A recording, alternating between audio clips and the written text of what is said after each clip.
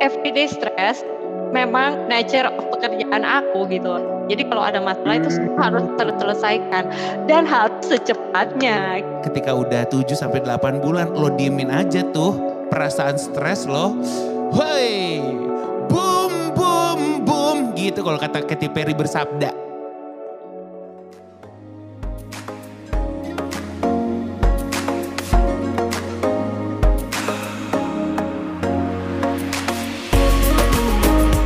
Hey, you are listening to You the Podcast. This is Christopher Tobing. Listen to our discussion about purpose, leadership, and sustainability of people and organization. This is You the Podcast.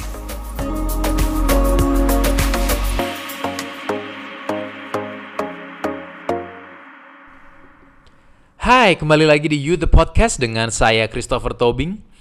Di episode kali ini kita ngomongin tentang stres bersama Mbak Hira dan Reza Candika. Sangat-sangat seru.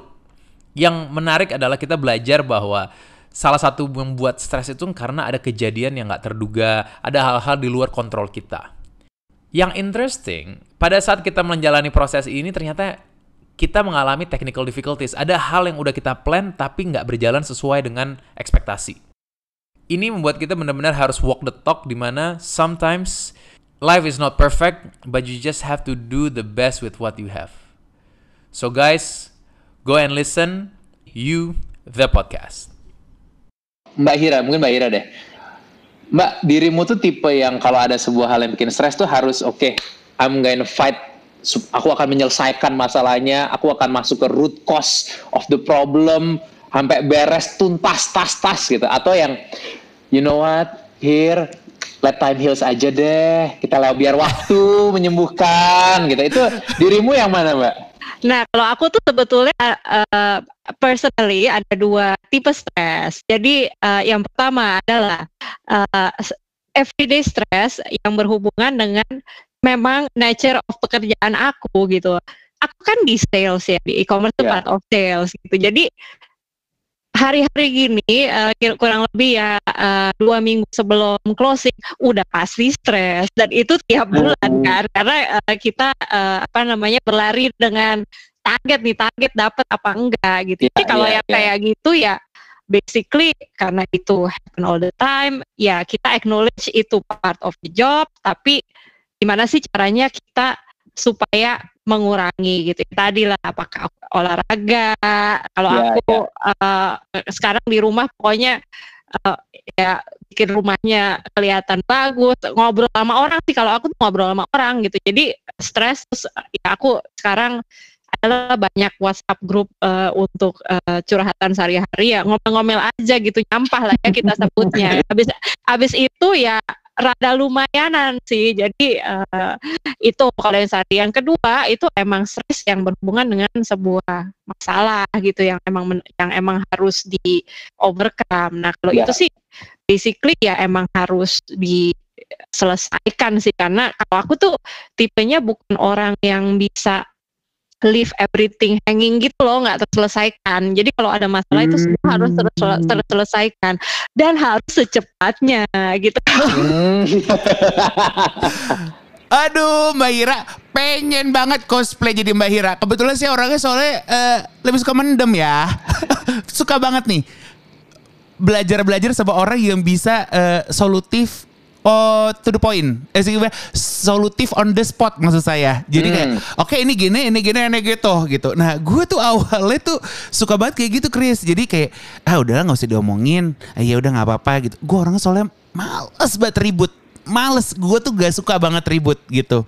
Tapi jadi penyakitnya adalah ketika udah 7-8 bulan lo diemin aja tuh perasaan stres lo. Woi, boom boom boom gitu kalau kata Katy Perry bersabda. Kayak hancur Mina gitu. Dan itu kan juga jadi gak baik ya. Ibaratnya kalau kita stres karena punya masalah sama satu orang, terus kita lampiaskan 8 bulan amarah kita di dalam satu hari. Dipikir-pikir kayak jahat juga ya sebenarnya gitu. Andai bisa diselesaikan sekarang juga di waktu itu, mungkin nggak akan segede itu gitu. Pernah nggak sih Reza, lo menghilangkan orang-orang, atau mungkin jangan nggak usah orang deh, tapi pemicu stres di sekitar lo. Lo kayak, gue tahu nih ini keadaan pemicu stres, jadi gue jauh-jauhin dari situ. Atau orang ini lumayan sering membuat trigger stres gue muncul gitu. Akhirnya lo membuat sebuah decision untuk menjauh atau menghindari lah kayak gitu. Ya. Kalau di pekerjaan, menurut gue kita suck it up aja, iya nggak? Kita nggak bisa dong. Lu pengen, gue cuma mau kerja sama orang yang A, B, C. Wow, kecuali Anda adalah raja terakhir di perusahaan Anda gitu, ya nggak sih? Jadi kalau emang di pekerjaan lo ketemu sama 1-2 rintangan gitu ya, sifat-sifat yang emang lo nggak suka. Tapi kan ini kerja, kita kan bukan cari teman. Tapi kan kalau bekerja belum tentu harus berteman, iya nggak? Jadi gue biasanya kalau emang ketemu sama orang-orang yang bikin stres, tapi di pekerjaan, ya mau nggak mau gitu. Jangan akhirnya lo nyerah karena satu orang, iya nggak sih? Tapi gimana akhirnya kita bisa overcome itu, kita tetap bisa kerja lagi-lagi karena perfeksionis. Jadi di otak kita kerjaan kita harus benar, gitu kan? Nggak boleh salah. Nah nantinya di luar kantor atau kerjaan itu ya udah, kalau emang dia bikin stres ya nggak usah temenin aja gitu. Iya nggak sih? Cuman kalau di circle pertemanan gue gitu, apalagi sekarang alhamdulillah dengan bisa memilih tim sendiri gitu ya. Alhamdulillah semuanya tuh nggak ada tuh yang namanya toxic people. Kalau ada buang. Gue sih sekarang temanya lebih gitu aja sih. Karena lagi-lagi wah, kita kalau makin kesini makin gak ada waktu nih kalau cuma ngurusin toxic people yang bikin badan kita, kepala kita jadi stres gitu, ya gak sih? Kalau teman dekat obrolin, kan deket. Kalau emang masih masih apa nih namanya nih, masih kulit-kulit doang gitu ya tinggalin. Kan lu tahu itu bikin stres, ngapain lu endepin gitu. Jadi bisa lebih milih-milih sih. Makin kesini, oh itu ya yang disebut dengan penuaan ya, Chris. Pendewasaan. Pendewasaan. Gue kayak makin kesini, oh wow. Makanya hargailah pertemananmu yang semakin mengerucut itu, gitu ya gak sih? Gitu sih Chris. Mbak Ira, kalau kalau dari segi, Mbak Ira udah berapa lama di Unilever? Sorry banget dibuka kartu nih. 19 tahun. Mbak Ira. Nggak ada rencana giveaway saham gitu buat kita Mbak Ira. Seru dong, masa giveaway sampo lagi, sabun lagi. Kalau udah seukuran Mbak Ira, saham, surat tanah Unilever gitu, biar kita tuh ketantang ikutan kuisnya, ya nggak Chris? Sebenarnya itu tujuan pertanyaannya sih gitu. Mbak, kalau kamu Mbak, pada saat ketemu atau di sebuah perjalanan 19 tahun ini kan pasti ada tim yang waktu itu, ini tim yang ini lebih stressful daripada tim yang satunya. Yang tim ini memberikan lebih energi, yang ini stressful gitu. Perbedaannya apa sih Mbak dari tim itu? Kalau menurut aku sih the way leader manage tim itu sangat impact sih, karena jadi itu makanya something yang aku berusaha terapkan lah sekarang ke tim aku gitu. Jadi aku ingat banget waktu aku kerja di salah satu kategori itu, sebetulnya kalau ngelihat achievement di atas kertas itu sih ya ampun, stres banget deh, udah mending out aja gitu ya ke orangnya, karena emang kita ada problem banget gitu, dan dan ya emang result belum ada gitu. Tapi I think what's good about my boss waktu itu, dia itu benar-benar kasih lihat kita bahwa aku tuh support kamu terus gitu. Jadi you only do your best, I will support you.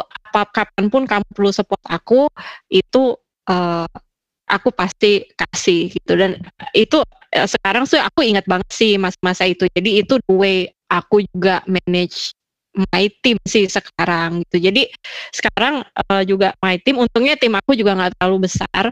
Jadi aku benar-benar getting to know them one by one, karena kan orang-orang beda-beda ya, ini begini, yang itu begitu gitu. Jadi the way handle juga beda gitu, dan I always try juga untuk bisa open juga ke mereka gitu. Jadi ya nggak terlalu ada distance lah antara aku dan mereka gitu. Jadi you can talk to me about anything, advice apa gitu juga biasanya aku kasih. Dan aku sih sebetulnya yang paling penting ya menurut aku kalau sama tim itu, kasih proper break gitu, dalam arti as much as possible ya weekend jangan kerja gitu. Itu mungkin easier to say dan it's done, tapi sebetulnya itu sih yang aku berusaha terapkan gitu, karena aku juga kalau weekend nggak mau kerja. Iya. Itu realita ya. Sebenarnya kita semua nggak mau kalau boleh memilih gitu ya. Aduh, tapi Mbak Ira mohon maaf, saya biasa kerjaan emang weekend nih. Itu kan bekerja entertainer ya. Tapi tuh Mbak Ira bener banget sih, super retweet banget. Karena kalau di tim gue tuh, gue nih orangnya juga lumayan gak ada ambisi ya, Chris. Jadi gue tuh kalau kerja gak ada yang kepengen, gue mau A, B, C, D, E gitu. Jadi emang ketika lagi PDKT sama manajer gue, syarat untuk Melon, gue selalu bilang kayak, Lon, gue nih orangnya butuh dikontrol. Padahal gue orangnya control freak. Tapi akhirnya Melon ini juga menjadi ibaratnya ketua OSIS gitu ya, kalau di tim kita. Yang waktu itu juga mencetuskan kayak, oke geng, kita di 1 minggu harus ada libur 1 gitu. Dan itu kan, rasanya kayak, padahal juga yang kerja kan kita juga bisa ngontrol, tapi suka lupa kan. Bener. Woi, libur kali gitu. Apa sih yang dikejar gitu kan. Jadi bener banget tuh. Makasih ya Mbak Hira. Aku sebagai perwakilan dari karyawan-karyawan bawahannya Mbak Hira mengucapkan puji syukur.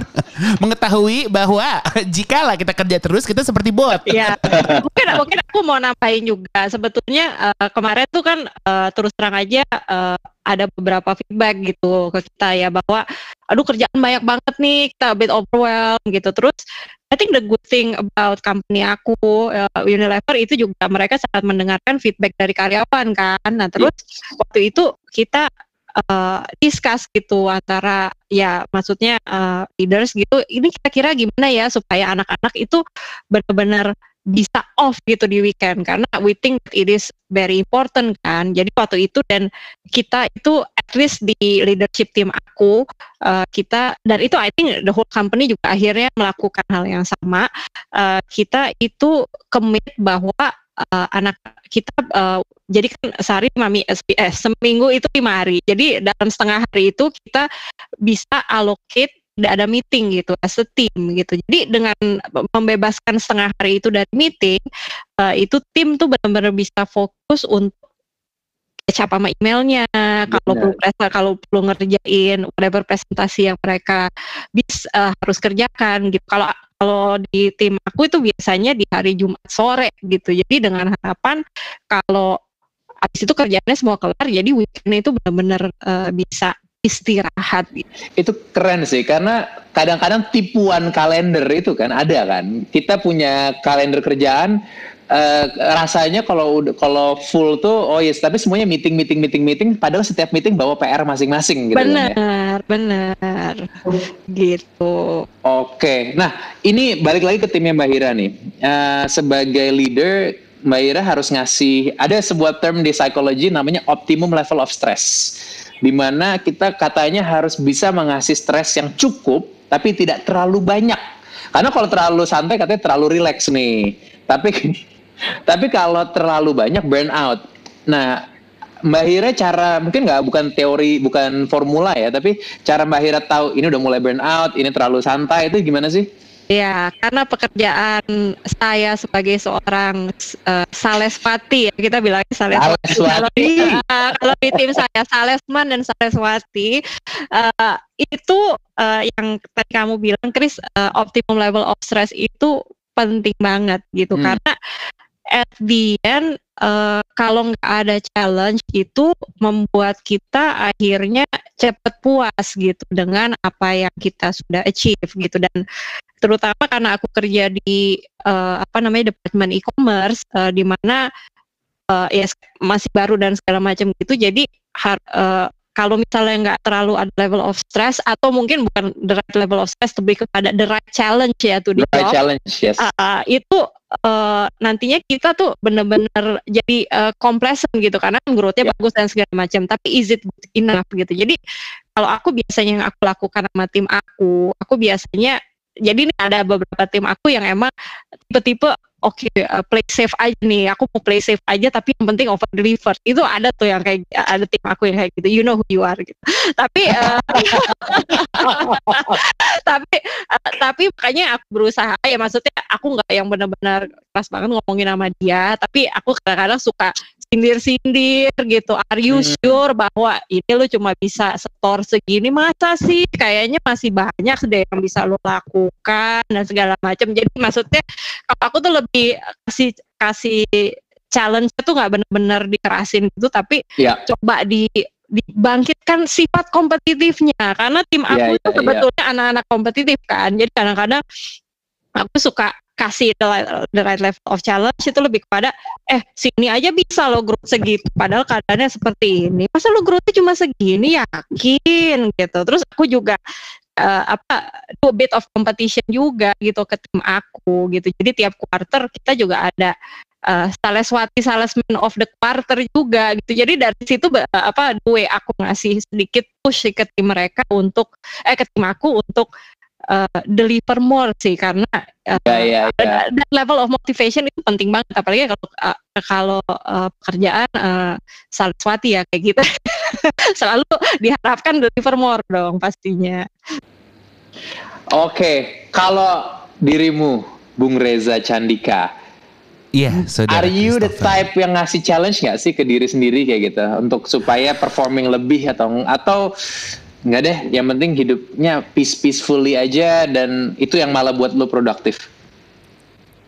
Nah, gua tuh senangnya lagi sama tim gua, lagi-lagi terima kasih semua sudah mau bergabung bersama gua, adalah gini, gua tuh orangnya juga gak ambisius ya, Chris. Jadi dulu tuh gue pernah ambisi, tapi kan kalau ini personal ya, beda loh sama Mbak Hira. Kalau Mbak Hira kan bawa nama perusahaan, kalau saya kan bawa nama sendiri gitu. Ternyata gue tuh lebih bisa taruh ambisi gue tuh ke kerjaan-kerjaan gue dibanding gue mau apa terus ambisi gue kesana. Karena kayaknya gue ternyata lebih gak bisa nerima kalau itu gak kesampean gitu kan. Berarti kan gimana nih cara supaya ambisi gue terjadi ketika akhirnya gue bekerja, kerjaan gue bisa benar gitu. Akhirnya juga ditakar-takar juga sama manajer gue gitu. Dan gue pun juga mengiyakan dan gak apa-apa banget gitu. Saya satu hari kerjanya tiga tes ya gitu. Karena lagi-lagi kerjaan gue kan adalah ngeluarin ide. Nah yang menjadi tantangan kan adalah diri sendiri lagi nih. Kalau moodnya lagi nggak enak, terus disuruh ya idenya gimana nih Za, udah mesti submit, aduh nggak tahu deh. Gue suka kalau emang lagi nggak ada banget kan kayak gimana ya supaya moncor gitu loh ide.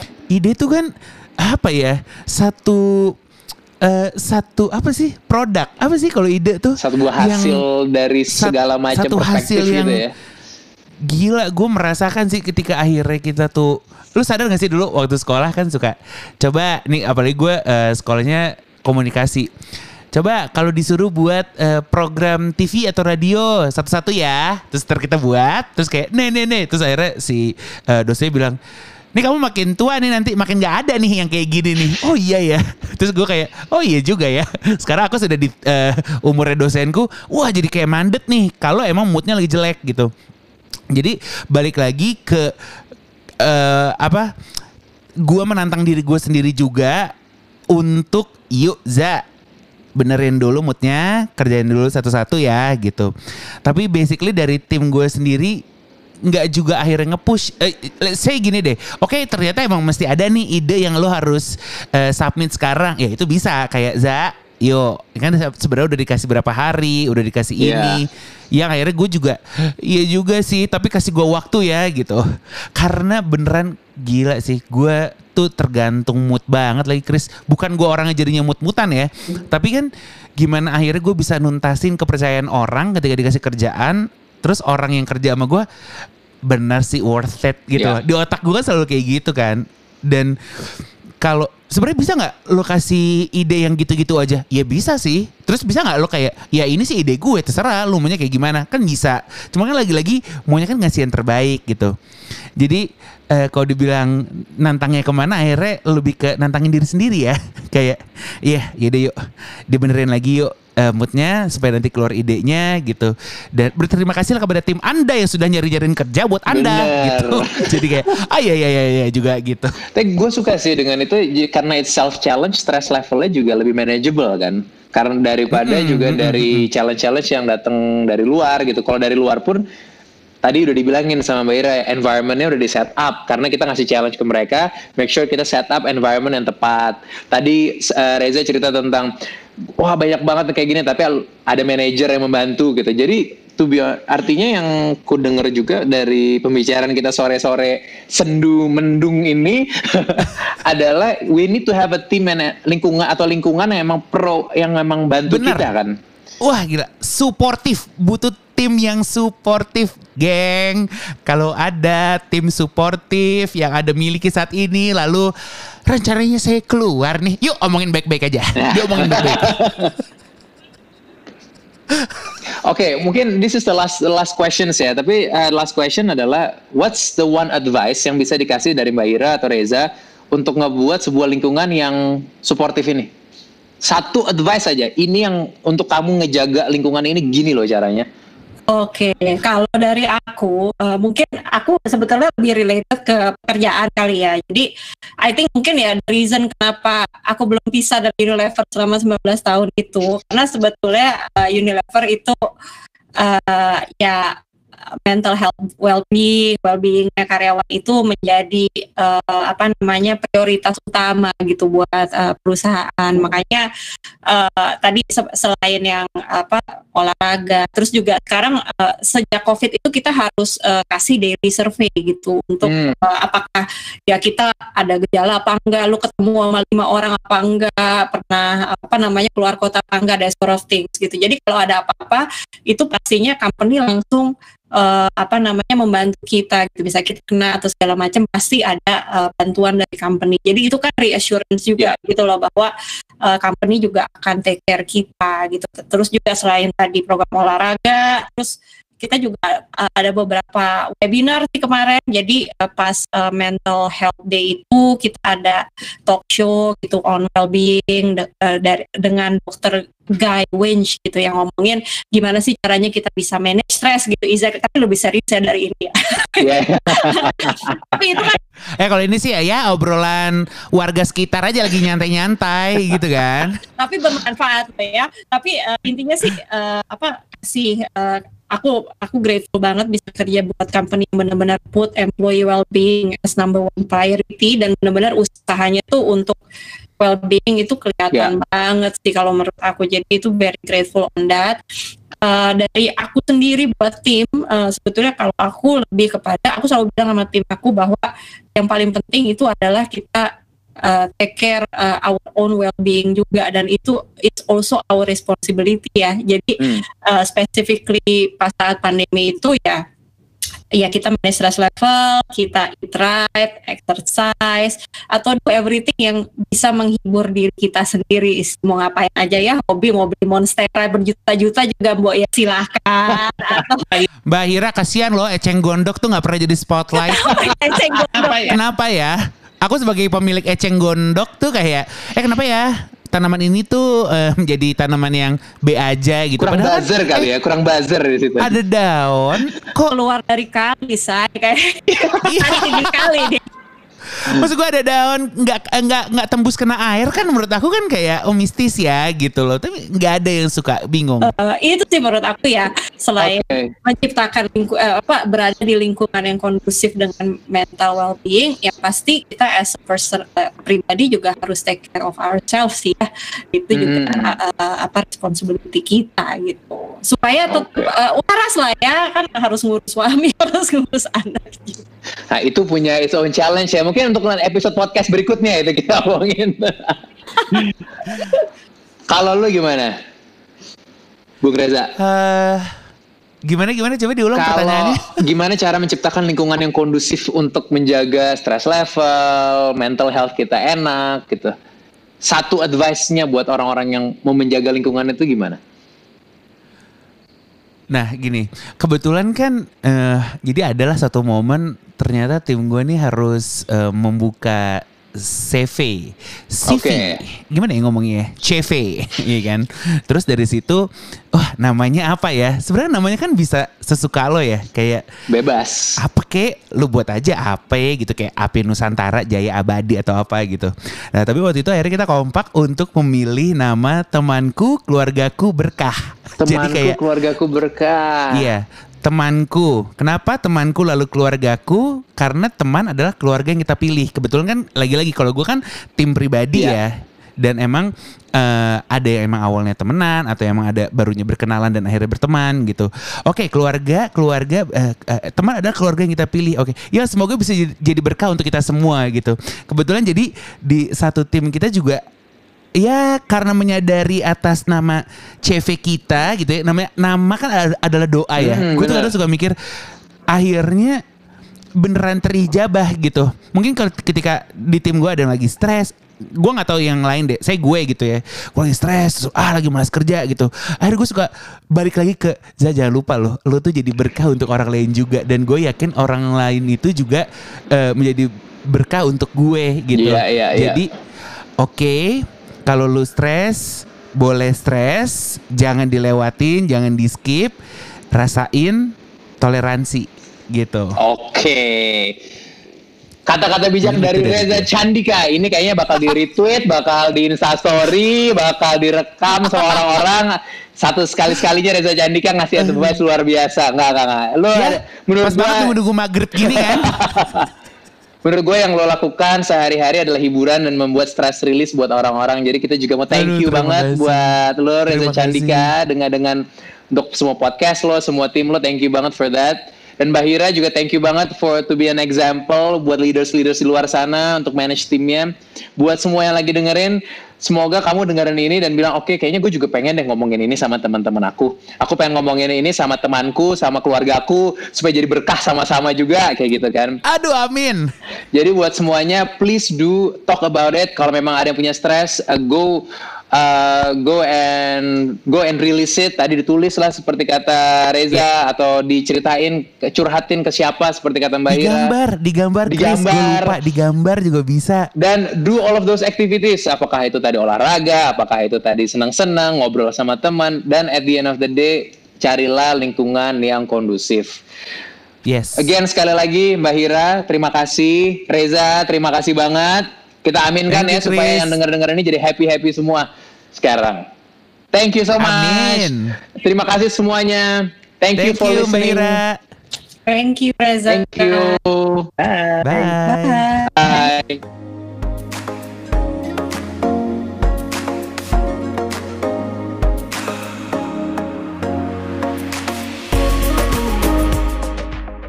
Hey guys, thank you for listening to You The Podcast. If you find this insightful, please follow, subscribe, and share this with as many friends as you want. And see you on the next episode.